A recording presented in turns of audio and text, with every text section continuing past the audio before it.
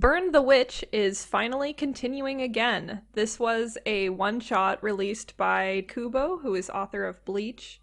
It was actually released as a one-shot 2 years ago. Finally, it's starting as a limited series. Whatever that means. See, I did some digging.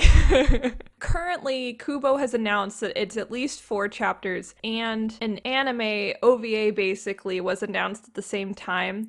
I don't know if Kubo doesn't want to do a full series. It is a little bit strange that they're going for just an initial 4-chapter release with an immediate anime tie-in. Part of me wonders if they just realized that they had some very marketable, cute designs on their hands, which would be perfect for an anime. And this may be one of the most efficient ways to just get these character ideas out there. Basically what the schedule is going to be like is these 4 chapters are going to release, and then the anime is going to come out October 2020. Oh, wow. It's going to go straight into the manga to the anime. So I guess that's why it took 2 years. They wanted to have the anime completed as well. Yeah, you're right. There would have been the whole production because it's pretty much ready to go. We've read, and we're going to talk about both the one-shot and chapter 1 of Burn the Witch, which follows 2 witches, Noelle and Nini, at least that's their nicknames, who are working as what the series calls pipers, who are kind of like hunter farmers of dragons, which live in reverse London.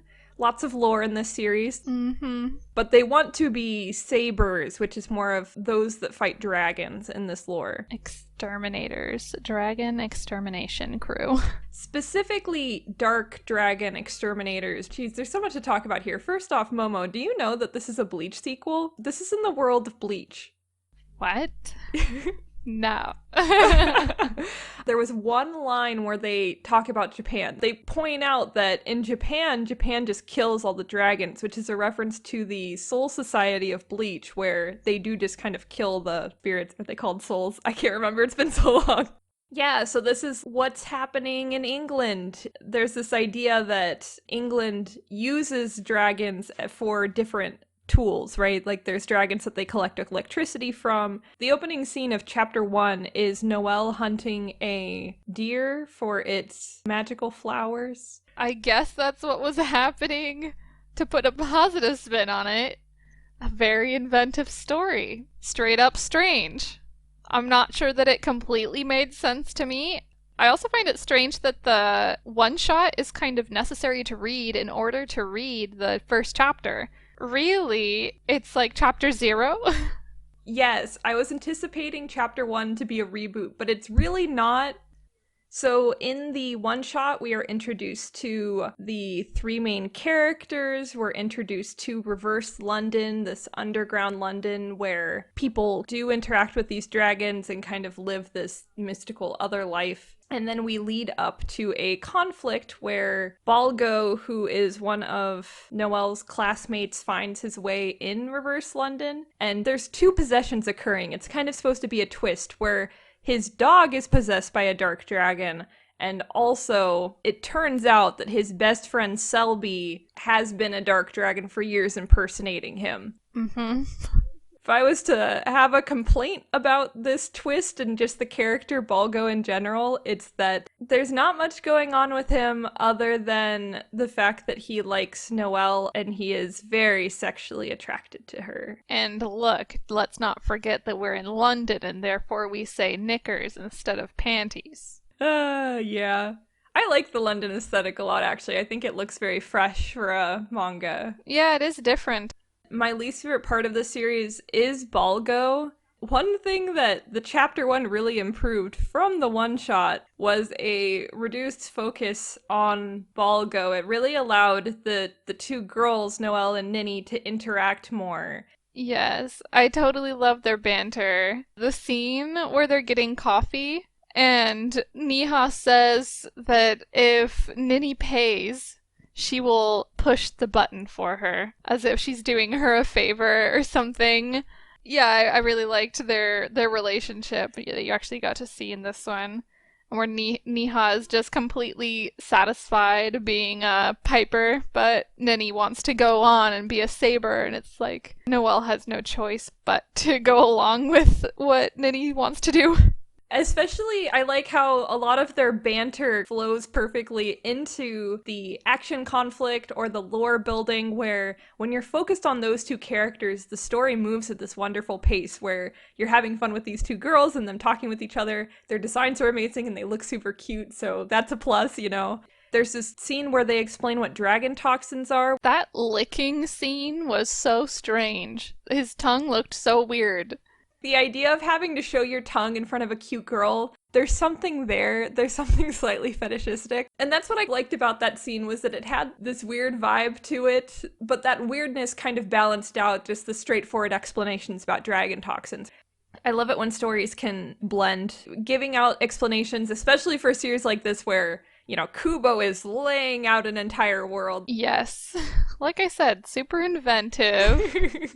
So, what did you think about the twist that Balgo's friend was a dragon all along? And then the subsequent twist that the witches just kill him? I liked that whole part actually, where Balgo was like, I mean, you're the guy who I've been with all this time, so I guess you're my friend in the end. I knew you longer than I knew the original childhood friend. And then they kill him, and they're like, well, what'd you think, that we weren't gonna kill him? I liked it a lot too. It's a little bit tricky because part of me wants to say I wish that they had given Balgo more so that moment could have had a bit more meaning, where he does make this big statement about Selby, his friend. If that had been set up more, I think it would have had more of an emotional punch for me. But on the flip side, I don't want to read anything about Balgo. I just want to read something about Nini and Niha. Yeah. Couldn't care less for Balgo guy. Just continue with the witches. Yeah. If I was to give a rating to just the one shot, I would actually give it a 2 out of 5. I wasn't super into it, especially with the focus on Balgo. And I can't say this enough, I just don't get the appeal of, or the humor in perverted actions. Like talking about how you want to see someone's panties. Maybe that's just me, but I just don't get it. I guess it's characterizing him as just completely love-struck for Noelle. Mm-hmm. I guess I just think it's overplayed, and I'm sick of it. I'm over it. That's true. I almost want to, like, defend perversion or perverted scenes in manga in general, but to be honest, it didn't really work in this one, and I didn't like Balgo as a character, so it's kind of hard to make an argument just looking at this single manga, so we'll let that one go. What would you rate the one shot out of 5, separate from chapter 1? The one shot is low. I guess a 2 is fair. This is what I wrote. Overall, was not a huge fan of the one shot. And then I did like chapter 1 a lot more. That's exactly it. I feel like an editor got his hands on this story and did some good things, you know? Yeah, could be. The parts in the one shot that didn't work seem to be excluded or lessened. Just built out better, yeah. Balgo was more of just comedy relief who was sort of inserted into the situations instead of presented as almost like the main character. For a second there, I thought he was the main character because it switches from Noelle's perspective in the beginning to his. Yeah, I mean, the whole one shot is, you know, the climax is him with his friend, so. That's exactly it. Like, the emotionally resonant moment is him, so it feels like he is the main character.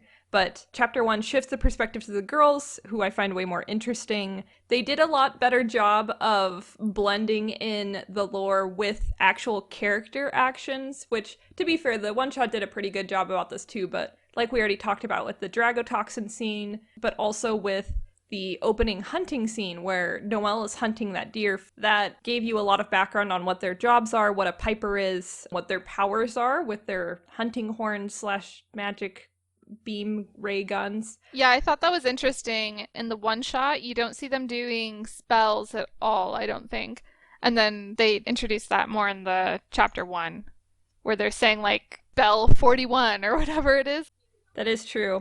The designs and everything are so perfect. Basically, my takeaway from the series is that I'm so excited it's going to be an anime because I want to see these characters and these designs like fully acted out, especially that Studio Colorido is doing it. That's amazing.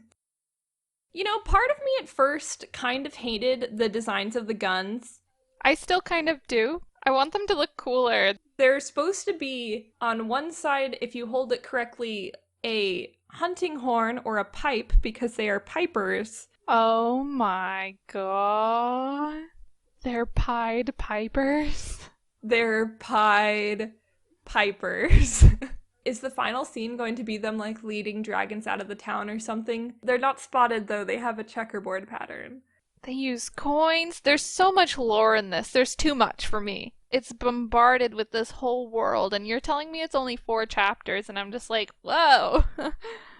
Reverse London. They use coins. They use the horn. They shoot things. They use spells. They fly on little dragon broom. There's a regular world. There's Japan. Bleach exists? What? And we haven't even gotten to the fact that the final scene of chapter 1 is them introducing the leader of every faction in Reverse London, of which there is 8, I believe. Right? There is one that just had an impossible to pronounce name. I'm gonna try to pronounce it. I have to go find her. It was the lady. It almost looks like a bad word. I don't know if you could say that on YouTube. I don't know if I can. Kner, Miliev.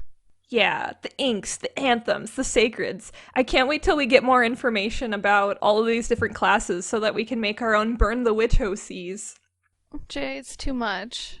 I'm down for the lore. I like how weirdly intricate this is. I like how there's 8 factions identified at the end. I don't know how they're going to explain all those in 4 chapters. I hope that the series goes on for longer.